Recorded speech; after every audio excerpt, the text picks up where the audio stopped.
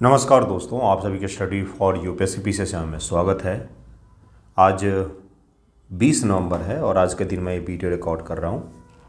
इस वीडियो में हम लोग क्या बात करने वाले हैं तो 71 बीपीएससी प्रीलिम जिन लोगों ने पास किया है उनकी मदद करने के लिए ये वीडियो बना रहा हूँ मैं, जिसमें 71 बीपीएससी मेंस जो मार्च अप्रैल में बीपीएससी के अकॉर्डिंग प्रस्तावित है।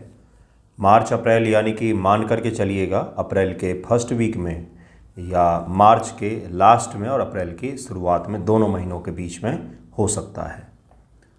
तो अगला जो 4 महीना है आपके पास में, अगर दिसंबर से लेंगे, अप्रैल अगर माने हम लोग तो 4 महीना करीब में होगा।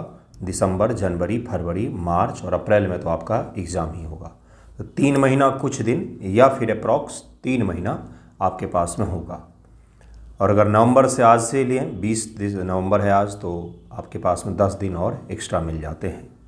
इनमें कैसे तैयारी करना चाहिए, क्या करना चाहिए, उन सभी चीज़ों पर बात करेंगे। लंबा वीडियो नहीं होगा क्योंकि syllabus wise, subject wise topic तो मैं आपको नेक्स्ट वीडियो में करवा दूंगा। लेकिन आज एक हम लोग रूपरेखा तैयार कर लेंगे कि क्या क्या करना चाहिए आपको। पहले मंथ में क्या करना चाहिए, दूसरे में क्या करना चाहिए और तीसरे में क्या करना चाहिए। ये कोई हवाई वाला नहीं होगा, बहुत ही शानदार सा होगा अगर आप देखेंगे अंत तक। तो सबसे पहले तो आप सभी को बहुत बहुत बधाई, आप सभी ने प्रीलिम एग्ज़ाम पास किया है।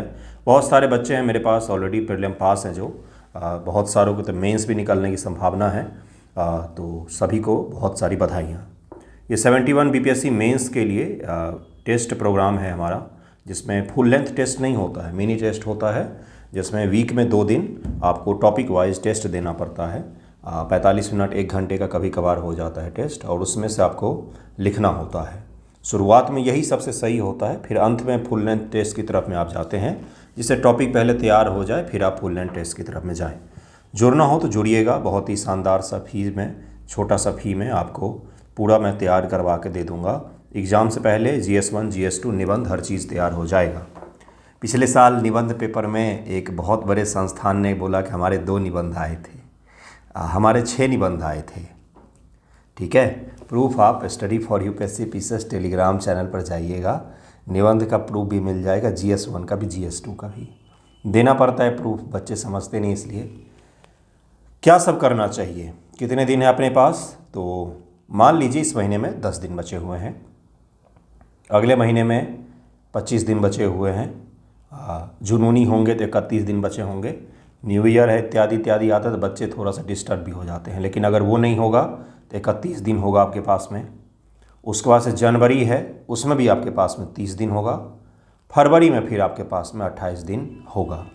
तो ये आपके पास में टोटल दिन बचा हुआ। तो अगर दिन में मैं निकाल कर बताऊंगा आपको, तो आपके पास में टोटल 132 दिन बचे हैं आपके एग्जामिनेशन के लिए। अगर मैं 21 नवंबर से 1 अप्रैल तक का कैलकुलेट करूँ तो कितने 132 दिन होगा। अगर आवर में निकालेंगे तो कितना हो जाएगा, 3168 आवर हो गए। बस इसी में आपका मेंस आपका क्वालिफाई करना है, या तो इस पार या उस पार। मेन ये है, पर्पस बताने का ये था कि हर मिनट, हर आवर जिनका मेंस एग्जामिनेशन है उनके लिए बहुत महत्वपूर्ण हो जाता है। अभी AEDO या कोई और एग्ज़ाम दिखना भी नहीं चाहिए, केवल मेंस एग्जामिनेशन दिखना चाहिए। बताने की बात तो है नहीं, क्योंकि आपके पास में कुछ ही दिन बचे हुए हैं, 132 दिन है, कुछ आवर बचे हुए हैं, जिसके बाद से आपका फिर से एग्जामिनेशन हो सकता है। कौन कौन सी चीज़ें होती हैं, बिल्कुल बेसिक से चले तो एक हिंदी का पेपर होता है आपका, जो लैंग्वेज पेपर है, उसमें पास करना बस अनिवार्य होता है। तुलनात्मक रूप से देखें तो बहुत आसान पेपर होता है, आप आसानी से पास कर जाएंगे। उसके अलावा GS का पेपर होता है 2, एक निबंध का, और एक ऑप्शनल पेपर भी होता है, एक ऑप्शनल पेपर भी होता है ऑब्जेक्टिव ऑप्शनल का पेपर होता है, जिसमें आपके कैटेगरी वाइज आपको मार्क्स लाना पड़ता है। जिस कैटेगरी के हैं आप, उस हिसाब से आपको मार्क्स लाना पड़ता है। ओके, तो ये आपका मेंस में 4 पेपर होता है। मेरिट जो बनता है वो 3 ही पेपर के आधार पर, 300 के 3 पेपर होते हैं, 900 में से आपके मेरिट बनते हैं। अप्रॉक्स 50% मार्क्स जो होते हैं वो सुरक्षित माने जाते हैं, जनरल कैंडिडेट्स के लिए भी और सभी के लिए, लेकिन वो भी स्कोर करना कोई आसान नहीं होता है। ओके, ज़रा देखेंगे मंथ वाइज पर भी आएंगे, लेकिन GS1 की अगर हम लोग बात करें तो GS1 में मॉडर्न हिस्ट्री का सेक्शन है जो बहुत ही आसान होता है, आर्ट एंड कल्चर का सेक्शन है। ये दोनों सेक्शन अगर आप PYQ करते हैं बहुत अच्छे तरीके से, PYQ अगर आप कंप्लीट करके जाते हैं तो आपका तैयार हो जाता है। सबसे पहले इन्हीं टॉपिक को तैयार करना चाहिए, जल्द से जल्द तैयार करके रख लेना चाहिए ताकि ये आसानी से तैयार हो जाए और इसमें कुछ भी आपको फिर दोबारा टच भी ना करना पड़े। बहुत आसान और बोनस वाला हिस्सा होता है। मुश्किल से 15 टॉपिक ही है, मैं आपको दूंगा वो टॉपिक, आज ही दे दूंगा या अगले वीडियो में बता दूंगा मैं। उन 15 टॉपिक से बाहर एक भी सवाल नहीं आता है। बस आपकी समझ होनी चाहिए, लिखना आना चाहिए, फैक्ट्स होना चाहिए आपके पास तैयार। रटा रटाया हिस्सा है, उसी में से सवाल पूछे जाते हैं। कहाँ से तैयार करें? तो मॉडर्न हिस्ट्री आपका स्पेक्ट्रम और BL ग्रोवर की किताब से तैयार कर सकते हैं। BPSC स्पेशल की जो बिहार स्पेशल की बुक आती है उसमें भी आपको मिल जाएगा। जैसे दृष्टि IAS बिहार समग्र की जो किताब आती है उसमें भी आपको मिल जाता है। आर्ट एंड कल्चर का भी सेक्शन उसमें रहता है, आर्ट एंड कल्चर का सेक्शन। नहीं तो इसके 6 से 7 टॉपिक ही हैं, मैं उसका लेक्चर भी लूँगा, नोट्स भी प्रोवाइड करवा दूंगा आपको, तो वहीं से आपका ये हो जाता है। करंट अफेयर पर हम लोग आएंगे निश्चिंत से। ये 6 मंथ का पढ़ना होता है। अगर BPSC पेपर को देखा जाए तो GS2 का पेपर जो होता है वो मुख्य रूप से करंट अफेयर का ही पेपर है, लेकिन उसमें ज्योग्राफी के सेक्शन को अगर हम लोग छोड़ दें तो 100% करंट अफेयर का पेपर होता है वो। ठीक है, ज्योग्राफी में ही कुछ सवाल ऐसे हैं जो स्टैटिक पोर्शन से पूछे जाते हैं, जैसे सॉइल पूछ लिया, जैसे मानसून पूछ लिया। जैसे इस बार ला नीना जो है वो चर्चा में है क्योंकि इस बार ठंड बहुत ज़्यादा पड़ने वाली है, तो ला नीना से सवाल आएगा। तो ये क्या हो गया? करंट का सेक्शन हो गया। तो नहीं तो मैक्सिमम जो टॉपिक हैं उसमें ज्योग्राफी में वो आपके स्टैटिक पोर्शन से ही आते हैं। ज्योग्राफी में सवाल मैक्सिमम टॉपिक स्टैटिक ही होता है। तो एक ज्योग्राफी के अलावा बाकी कोई भी हिस्सा नहीं है GS2 पेपर का जहाँ पर स्टैटिक पोर्शन से सवाल आते हैं। स्टैटिक को करंट से रिलेट करके पूछा जाता है, चाहे वो पॉलिटी हो, चाहे वो इकोनॉमिक्स हो, चाहे वो साइंस एंड टेक हो, सभी की मैं बात कर रहा हूँ। GS1 में हम लोग बात करें तो यहाँ पर 2 सवाल जो है वो IR से पूछे जाते हैं। IR का तो मैं लेक्चर लूँगा, जो वीडियो मैं आपको पढ़ाऊँगा IR का उसी में से सवाल आएगा। 10-12 टॉपिक मैंने बताया भी हैं, उसी में से आपका सवाल आएगा, उससे बाहर से सवाल नहीं आते हैं। तो 6 मंथ का पढ़ना होता है। लेकिन IR के लिए मैं आपको एक चीज़ सजेस्ट करूँगा, मैं अभी पढ़ाऊँगा, अभी से ही मैं शुरू करूँगा, लेकिन चूंकि आपका एग्ज़ाम जो है ना वो मार्च अप्रैल में चला गया है, इसलिए सबसे सही होगा कि आप इसको अभी पढ़ लें, समझ बना लें। लेकिन एग्ज़ाम में जाने से पहले जो हॉट इशूज़ होते हैं, क्योंकि IR में तुरंत ही बदल जाता है, वहाँ से सवाल पूछे जाने की संभावना बहुत ज़्यादा होती है, तो इसको ज़रूर ध्यान में रखना है आपको। बाकी मैं IR जो आपको पढ़ाऊँगा चैनल पर उसमें सवाल पूछे जाएंगे। बाकी जो इंटरनल वाला करंट अफेयर पूछा जाता है देश का और राज्य का, ये आपको 6 मंथ का तैयार करना होता है। अगर बुक की हम लोग बात करें तो विजन IAS की बुक पढ़ सकते हैं, या फिर जो मैं डेली न्यूज़पेपर डिस्कशन करवाता हूँ उसके साथ में आप विजन IAS की बुक पढ़िए। करंट अफेयर का जो मंथली मैगजीन आता है उसके बाहर में सवाल नहीं पूछे जाते हैं। वो सबसे बेस्ट सोर्स होगा और एकमात्र स्रोत होगा जिससे आप पूरा करंट का सेक्शन तैयार कर सकते हैं। इसके बियॉन्ड कहीं नहीं जाना है। कब से पढ़ना है? अगर आपका एग्जामिनेशन अप्रैल में होता है तो आपको नवंबर से ही करंट पढ़ना है, और अगर आपका एग्जामिनेशन जो है ये मार्च के महीने में होता है तो आपको अक्टूबर से तैयार करना पड़ेगा करंट अफेयर मिनिमम। वैसे तो आपने करंट अफेयर प्रीलिम के लिए पढ़ा ही होगा, एनालिटिकल भी पढ़ा होगा, फैक्चुअली पढ़ा होगा, लेकिन यहाँ पर भी पूछे जा सकते हैं। अब जैसे कोई एक टॉपिक है जो बहुत ज़्यादा चर्चा में रहा है लेकिन वो 6 मंथ से पहले घटित हुआ, जैसे कि उदाहरण के तौर पर हम लोग बिहार इलेक्शन को लेते हैं कि बिहार इलेक्शन जो है वो नवंबर महीने में पूरा संपन्न हो गया है। तो अगर एग्जामिनेशन अप्रैल की जगह मान लीजिए मई में चला जाए, 1% चांस, तो क्या बिहार इलेक्शन से नहीं पूछेगा? क्या बिल्कुल पूछ सकता है। ये बहुत ही हॉट इशू रहा है इस बार। SIR जैसे टॉपिक है तो क्या यह पहले ही घटित हो गया बिहार में, तो क्या यह नहीं पूछेगा? क्या बिल्कुल पूछ सकता है। भारत के उपराष्ट्रपति जी ने रातों रात साइन कर दिया, कहाँ गए बेचारे, दिख भी नहीं रहे आजकल, तो क्या उनसे सवाल पूछा जा सकता है? क्या हाँ, बिल्कुल पूछा जा सकता है। तो ये ऐसे टॉपिक है ना जो 6 मंथ के बियॉन्ड होते हैं, उससे पहले के होते हैं, लेकिन वो भी आपसे पूछा जा सकता है। आप समझ पा रहे होंगे मैं जो कहना चाह रहा हूँ उस पॉइंट को, है ना। तो इस प्रकार से करंट अफेयर को पढ़ा जाता है कि हॉट इशूज जो भी वर्ष भर में चर्चा में रहे उन सभी से गो थ्रू होना है, लेकिन मुख्य फोकस एरिया जो रखना है ना वो लास्ट का 6 मंथ रखना है। ओके, अब आते हैं DI के सेक्शन पर। DI का सेक्शन बहुत आसान भी नहीं होता है और बहुत कठिन भी नहीं होता है। जिन बच्चों का ऐसा होता है कि भाई मेरा तो मैथ्स कमज़ोर है तो मैथ्स डीआई से अलग होता है। डीआई बेसिक मैथमेटिक्स होती है जो बचपन में आपने हल किया होगा, परसेंटेज, रेशियो, ये सब चीज़ें होती है। लेकिन उसमें होता क्या है, गलती कहाँ पर होती है, तो डेटा इंटरप्रिटेशन नाम है इसका। डेटा इंटरप्रेट करने में अगर आपने गलती कर दी, कहीं पर एक अंक भी आपका कैलकुलेशन गलत हुआ, तो फिर पूरा का पूरा आपका प्रोसेस ही गलत हो जाता है, फिर आपको अंक नहीं मिल पाते हैं उतने ज़्यादा। और डीआई को बच्चों को हल्के में नहीं लेना चाहिए। पिछली बार डीआई ने सरप्राइज़ कर दिया, जिसमें एक डीआई का सवाल बहुत ही कठिन था, लेंदी था, मुख्य रूप से कठिन नहीं, लेंदी होता है, जिसको हल करने में बच्चों को दिक्कत आई थी। तो डीआई के लिए सबसे पहले तो पीवाईक्यू को ही प्रैक्टिस करें 10-15 सालों का। लेकिन 15 सालों का ही अगर मान लीजिए पीवाईक्यू आपने निकाला, तो एक साल में 3 से 4 सवाल आए तो भी तो बहुत कम ही सवाल हुए। पर डे आपको डीआई प्रैक्टिस करना चाहिए, टाइमर लगा करके, कैलकुलेटर सहित, सिंपल कैलकुलेटर का यूज करते हुए स्टेप वाइज में सॉल्व करना चाहिए। वैसे एल.के. झा सर की बुक आती है तो आप वो भी प्रेफर कर सकते हैं, या एक दृष्टि आईएएस की भी बुक आती है, दृष्टि आईएएस की बुक आती है D I plus science and tech के लिए, एक ही बुक में मिल जाएगा आपको, वो भी प्रैक्टिस के लिए बहुत अच्छी किताब है, तो वहाँ से भी आप कर सकते हैं। तो साइंस एंड टेक और डीआई को केवल प्रैक्टिस से हल किया जा सकता है। लेकिन अगर आपको डीआई बिल्कुल भी नहीं आता है, आप हल भी नहीं कर पा रहे, समझ भी नहीं पा रहे बिल्कुल ही, तो फिर ऑनलाइन यूट्यूब पर सर्च कीजिएगा, एक आध लोग पढ़ा रहे हैं तो वहाँ से आप पढ़ करके उसको हल कर सकते हैं। लेकिन करना ही है, ये आपका 70+ मार्क्स जो है ये सिक्योर कर देता है। डीआई जिसने सही कर दिया और हिस्ट्री, आर्ट एंड कल्चर का सेक्शन सही कर दिया, तो उसके प्रीलिम निकालने के चांसेस, GS1 के चांसेस हो जाते हैं अच्छे खासे मार्क्स के। ठीक है, चलिए आगे बढ़ते हैं। तो डीआई का सेक्शन ये हो गया, पीवाईक्यू प्लस प्रैक्टिस। अब GS1 में जो मुख्य फोकस एरिया रखना है ना आपको, अभी मैं आऊँगा मंथ वाइज, मैं आपको टारगेट दे दूँगा, सिलेबस दूंगा कि कौन सा मंथ में किस सब्जेक्ट को कंप्लीट करना है।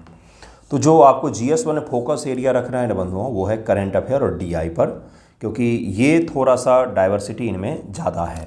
बाकी आर्ट एंड कल्चर और मॉडर्न का जो सेक्शन है ना, इससे बंधा हुआ टॉपिक है, बहुत ही लिमिटेड टॉपिक है, और वहीं से सवाल पूछे जाते हैं, बार बार एक ही तरह के सवाल आते हैं। उसमें लॉन्ग फॉर्मेट और शॉर्ट फॉर्मेट का ही केवल अंतर होता है, बाकी कुछ भी अंतर नहीं होता है। बंधे बंधाए टॉपिक से सवाल आएंगे, उसको हल कर लेंगे। उस पर ज़्यादा मेहनत करने से मेंस क्वालिफाई नहीं होंगे आप। बिल्कुल मेहनत करना है, पढ़ना है, लिखना, प्रैक्टिस हर चीज़ करनी है, लेकिन मुख्य फोकस एरिया जो आपका होना चाहिए वो है करंट अफेयर और डीआई का सेक्शन GS1 पेपर के लिए। ओके, अब GS2 की अगर हम लोग बात करें तो पॉलिटी है। पॉलिटी में 13 से 14 टॉपिक है जो मैं आपको करवाऊंगा, जो मैं आपको पढ़ाऊंगा भी यूट्यूब पर, और मैं आपको बताऊंगा भी कि कौन कौन से 13 से 14 टॉपिक है। आने वाले वीडियो जो बता दूंगा मैं आपको, वो आपको करने पड़ते हैं। उसके साथ में इकोनॉमिक्स में तो आपको 100% जो है इकोनॉमिक्स में वो करंट अफेयर ही तैयार करना पड़ता है, लेकिन इसके अलावा कुछ कुछ स्टैटिक के टॉपिक हैं आफ्टर इंडिपेंडेंस के, जैसे बैंकों का राष्ट्रीयकरण है, हरित क्रांति है, उसके अलावा ट्रिकल डाउन सिद्धांत पूछ लिया था, अर्थात प्लानिंग, इंडियन इकोनॉमी की प्लानिंग किस प्रकार से की गई थी, उसी में नियोजन में ही ये सब का सब आता है। 1991 का रिफॉर्म है, 1991 का रिफॉर्म है। वैश्वीकरण, उदारीकरण जो पूछा जाता है, इसके इम्पैक्ट वगैरह आज भी पूछे जाते हैं BPSC मेंस एग्जामिनेशन में। इसके अलावा गरीबी हो गया, बेरोजगारी हो गया। 7 से 8 टॉपिक हैं इकोनॉमिक्स में जहाँ से मेंस एग्जामिनेशन बार बार सवाल रिपीट होते हैं स्टैटिक पोर्शन से, वो मैं आपको अलग GS2 इम्पॉर्टेंट टॉपिक वाले वीडियो में आपको पूरा का पूरा करवाऊँगा। फिलहाल आप ये देखिए। इसके अलावा ज्योग्राफी का सेक्शन है। ज्योग्राफी के सेक्शन में बिहार और भारत की ज्योग्राफी से सवाल पूछे जाते हैं, फिजिकल से भी पूछे जाते हैं, उसके अलावा आर्थिक भूगोल से भी पूछा जाता है, जैसे कृषि वगैरह से सवाल पूछे जाते हैं, खनिज संसाधन से सवाल पूछा जाता है। बाकी फिजिकल ज्योग्राफी से भी पूछा जाता है कुछ हिस्सा, इंडियन ज्योग्राफी से भी पूछा जाता है, जैसे सॉइल वगैरह जो है इसके बारे में पूछा गया है फिलहाल ही, मानसून के बारे में पूछा गया है, इंडियन ओशन डाइपोल के बारे में पूछा गया, चक्रवात के बारे में पूछा गया, भूकंप के बारे में पूछ सकता है। तो ये आपको सेपरेट वीडियो में आपको ये सब कुछ समझा दूंगा। अगला है साइंस एंड टेक का, इसी तरह से है। तो साइंस एंड टेक का क्या है कि इसमें सबसे पहले तो जो प्रीवियस ईयर के क्वेश्चंस हैं ना, उस पर आधारित 1-2 लॉन्ग फॉर्मेट के सवाल तो हर साल ही रिपीट होते हैं। तो लॉन्ग फॉर्मेट में तो आपका एक न एक सवाल प्रीवियस ईयर से मिलेगा ही मिलेगा। उसके अलावा करंट अफेयर का सेक्शन जो होता है, न्यूज़पेपर का जो सेक्शन होता है, न्यूज़पेपर या विजन का जो मैगजीन मैंने अभी आपको बताया, उसको अगर आप फॉलो करते हैं तो करंट अफेयर में से साइंस एंड टेक का वहाँ से आपका सारा टॉपिक तैयार हो जाएगा। लेकिन उससे भी ज़्यादा जो आपको रखना पड़ता है साइंस एंड टेक में, वो है अपनी जागरूकता, मानसिक स्तर पर भी और लेखन के स्तर पर भी। कि कोई टॉपिक ऐसा जिसकी आपको केवल समझ हो। जैसे पिछली बार उन्होंने ड्रोन के बारे में सवाल पूछा, पिछली बार उन्होंने इंटरनेट के बारे में सवाल पूछा। तो ऐसे टॉपिक होते हैं जिस पे आपको समझ बस होनी चाहिए और वहाँ पर आप उसको लिख ले जाते हैं। ज़रूरी नहीं कि वो आपका पढ़ा हुआ ही टॉपिक हो, बस आपको पता हो कि ड्रोन टेक्नोलॉजी क्या है, क्या क्या उसके परिवर्तन आ रहे हैं, तो वहाँ पर आप लिखने कैपेबल हों, इसीलिए प्रैक्टिस आवश्यक होता है। अब आते हैं करंट अफेयर के सेक्शन पर। अगर दोनों पेपर को मिला दें तो करंट अफेयर का सेक्शन जो है वो 70% है। बाकी 30% में आपका हिस्ट्री आ गया, पॉलिटी आ गया, ज्योग्राफी आ गया। इनमें आपका सवाल पूछा जाता है स्टैटिक पोर्शन से। बाकी मैक्सिमम सवाल जो आपको मिलेंगे GS1 पेपर में भी, GS2 में भी, जो शॉर्ट आंसर होते हैं वो 100 के 100 सारे के सारे हिस्ट्री छोड़ करके सभी सब्जेक्ट में करंट अफेयर बेस्ड ही शॉर्ट आंसर पूछे जाते हैं, हिस्ट्री छोड़ के। और किसी में भी शॉर्ट आंसर जो है वो स्टैटिक पोर्शन से सामान्यतः नहीं आता है। ज्योग्राफी में पूछ लिया था पिछली बार 1-2 सवाल शॉर्ट में उसने स्टैटिक से, नहीं तो नहीं पूछा जाता है। तो आपको मैंने बताया कि करंट अफेयर का जो सेक्शन है लास्ट 6 मंथ का और उससे पहले का, वो आपका सबसे ज़्यादा हेल्प करेगा। उसको जितना ज़्यादा पढ़ें, जितना ज़्यादा प्रैक्टिस करें, उतना ही बेहतर होगा आप लोगों के लिए। ये चीज़ याद रखिएगा। पढ़े कहाँ से, मैंने सोर्स बता दिया है। न्यूज़पेपर डिस्कशन जो मैं करवाता हूँ वो, उसके साथ में कोई भी एक मैगजीन, सीरियस मैगजीन, क्योंकि इसके लिए वन लाइनर मैगजीन नहीं चलेगा, बिहार के जो अगरम बगरम कोचिंग है उनका मैगजीन नहीं चलेगा। इसके लिए चलेगा विजन IAS का मैगजीन, बहुत ही अच्छा होता है, उसको आप कर सकते हैं। ओके, आपका एग्ज़ामिनेशन मार्च अप्रैल में होगा, तो फरवरी में जो विजन IAS के 365 वगैरह आते हैं ना, वो लास्ट टाइम आपको रिवाइज़ करने में मदद करेगा।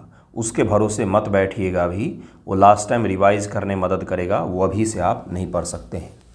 अब सबसे इम्पॉर्टेंट सेक्शन है एक निबंध का।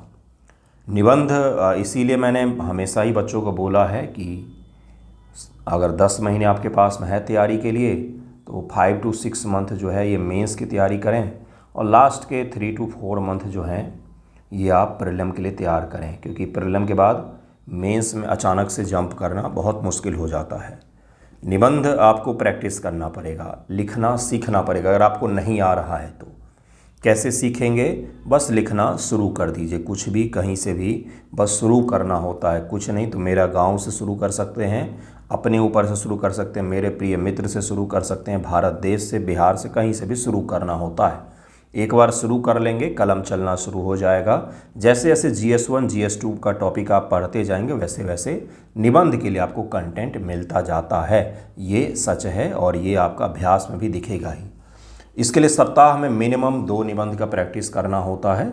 दिसंबर में ही निबंध के लिए मैं अलग से शुरू करूंगा, जिससे बच्चों को प्रैक्टिस करवाता हूं मैं एग्ज़ाम से पहले। उसी में से कई सारे निबंध पूछे जाएंगे आपके एग्जामिनेशन में। तो सप्ताह में एटलीस्ट 2 निबंध का प्रैक्टिस अनिवार्य होता है। अभी जो 72 के लिए देख रहे हैं अगर वो वीडियो, तो उनके लिए भी, और जो आप शुरुआत कर रहे हैं ना मेंस एग्जामिनेशन की तैयारी, उनके लिए भी शुरुआत में मिनिमम 2 निबंध वीक में अनिवार्य होता है। ऐसा भी नहीं होना चाहिए कि डेली निबंध लिख रहे हैं, बिल्कुल गलत चीज़ है। मिनिमम 2 निबंध अनिवार्य होता है। कई सारे UPSC एस्पिरेंट को मैं जानता हूँ जो 4-4 साल से तैयारी करे, 5वां साल से, आज तक एक निबंध नहीं लिखा। वो भ्रम में है, GS तैयार कर लेता हूँ, निबंध का क्या है वो तो लिख ही दूंगा। ये भ्रम टूटता है पेपर एग्जामिनेशन में फेस करते समय। तो BPSC PYQ को सबसे पहले हल करें। 68 का, 69 का, 70 का, इन तीनों मिलाकर के अच्छे खासे सवाल हो जाएंगे, उन सभी को लिखना है। उसके अलावा UPPSC में निबंध का पेपर कई सालों से होता आ रहा है, लेकिन यह आसान निबंध होता है। सीखने के लिए UPPSC PYQ बहुत ही अच्छा रहेगा आपके लिए। UPPSC PYQ के हल जरूर करें BPSC के निबंध लेखन के लिए।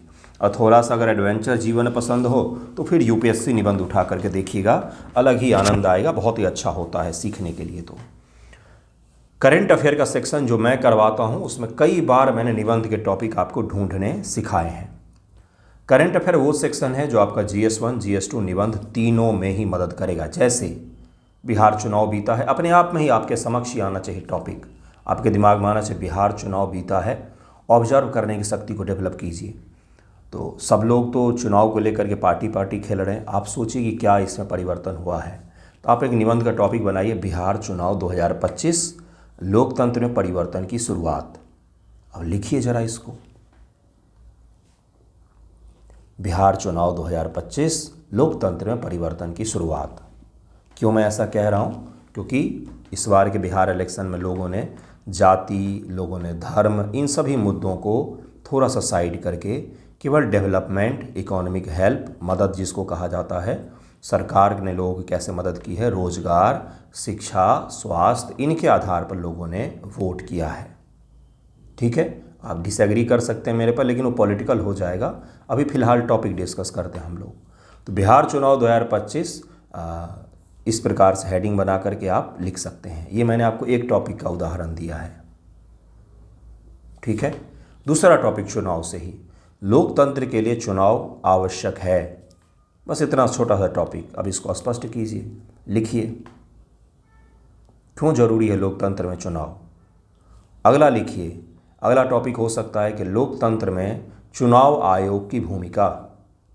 अगला निबंध का टॉपिक, सब्जेक्टिव निबंध में दिखा रहा हूँ, सब्जेक्टिव निबंध का। अभी 71 बीपीएससी का 71 बीपीएससी पीटी का रिजल्ट आया कल ही, हाँ परसों आया है ना।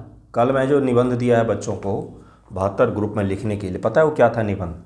मैंने इससे पहले लिखवाया भी है बच्चों से कि सफलता जो है लगातार और सही दिशा में परिश्रम और सुधार करने से ही सफलता प्राप्त होती है। ऐसे ही मैंने एक निबंध का टॉपिक दिया है आपको। निबंध के टॉपिक आप ज़रा समझिएगा मैं क्या कह रहा हूँ। आपको निबंध के टॉपिक अपने इर्द गिर्द की चीज़ों में जिस दिन देखने लग जाएगा, उस दिन आपके बनाए हुए निबंध से एग्जामिनेशन में सवाल आएंगे। क्यों मैंने जो करवाया उससे 6 सवाल आए हैं, इसी कारण से, क्योंकि टॉपिक हमारे इर्द गिर्द जो होता है, एग्जामिनर जो है वो उसी टॉपिक से बनाएगा। वो भी तो हमारे आपके जैसा ही इंसान है। तो आपको अपने इर्द गिर्द इशूज़ दिखने चाहिए। और क्या इशू हो सकता है भाई? जैसे अभी मैंने बताया है, भारतीय चुनाव में महिलाओं को लेकर जो नीति निर्माण किया जा रहा है, जैसे अभी बिहार के चुनाव में महिला जुड़े हुए पॉलिसी जो हैं, इसके कारण से सरकार को जीत मिली, ऐसा कहा जा रहा है। तो लोकतंत्र, महिलाओं के लोकतंत्र की भागीदारी में बढ़ती महिलाओं की भूमिका, इस प्रकार से आप निबंध का टॉपिक बनाइए। टॉपिक को फ्रेम कीजिए खुद से, मैं आपको ये कह रहा था। अपने इर्द गिर्द देखिए, वैश्विक शांति पर कई सारे टॉपिक बन सकते हैं भाई। दुनिया भर में उथल पुथल मचा हुआ है, पर्यावरण से जुड़ा हुआ टॉपिक बन सकता है, वुमेन इशू से बन सकता है। वो निबंध के लिए जब मैं पढ़ाऊँगा आपको, तो उस दौरान मैं आपको समझाऊँगा। बिहार के मुहावरे हैं, इसका तो कोई उपाय नहीं है। अब ज़्यादा से ज़्यादा मुहावरे, अब एआई का उपयोग करें। एआई को बोले बिहार के प्रचलित 100 मुहावरों के बारे में बताओ मुझे, भोजपुरी में लिखो, फिर उसको हिंदी में एक्सप्लेन करो, तो वो आपको बता देगा। तो उन मुहावरों को अगर गो थ्रू हो जाएंगे तो एक टॉपिक दिमाग में रहेगा आपका। ओके, अब जरा हम लोग बात कर लेते हैं किस प्रकार से करना चाहिए। दिसंबर से मार्च तक में 132 दिन हैं आपके पास में। दिसंबर से अगर 21 नवंबर से मार्च तक में 1 अप्रैल तक में 132 दिन है आपके पास में। 132 दिन और 3000 समथिंग आवर भी मैंने आपको बताया है। अब 1 घंटे का भी आप नुकसान करते हो तो आप ना सोचिएगा। 4 महीने अप्रॉक्स हमारे पास बचते हैं। 4 महीने यानी कि दिसंबर, जनवरी, फरवरी और मार्च, ये बचता है हमारे पास। दिसंबर पूरा, जनवरी पूरा, फरवरी पूरा और मार्च हमारे पास अप्रॉक्स पूरा ही बचता है। मार्च लास्ट में, अप्रैल शुरुआत में, क्योंकि बीपीएससी ने बोला मार्च अप्रैल 2026, बीपीएससी मेंस ये लिखा हुआ है। तो मार्च शुरुआत में, मार्च लास्ट में और अप्रैल शुरुआत में हो सकता है एग्जामिनेशन। तो फर्स्ट मंथ जो है उसमें आपको क्या करना चाहिए? पहला मंथ जैसे 21 नवंबर से अगर शुरू करें हम लोग, तो 21 दिसंबर तक में आपको GS1 का स्टैटिक पोर्शन किसी भी हालत में कंप्लीट करना है। मैं आपको टॉपिक बताता हूँ क्या क्या करना है। GS1 का स्टैटिक पोर्शन कुछ भी करके कंप्लीट करना है, भूगोल का स्टैटिक पोर्शन कंप्लीट करना है, और आपका अक्टूबर का करंट अफेयर कंप्लीट करना पड़ेगा, और DI का प्रैक्टिस करना पड़ेगा साथ में। ये आपका पहले मंथ के लिए हुआ कि GS1 के स्टैटिक मुश्किल से 20 से 25 टॉपिक होंगे, बहुत आसान। भूगोल का स्टैटिक पोर्शन जो है उसको कंप्लीट कीजिए, जिसमें इंडियन ज्योग्राफी, बिहार की ज्योग्राफी आती है, और उसके अलावा DI का प्रैक्टिस आपको करना है। अक्टूबर महीने का करंट अफेयर आपको एटलीस्ट कंप्लीट कर लेना है। इसके साथ में वीक में आपको 2 निबंध फर्स्ट मंथ में लिखना ही चाहिए, यानी कि इस महीने में आपको अप्रॉक्स 10 निबंध का प्रैक्टिस करना चाहिए एटलीस्ट। मैंने बोला है कहाँ से करें, previous year questions, UPPSC, BEPSC मैंने पूरा आपको बताया है।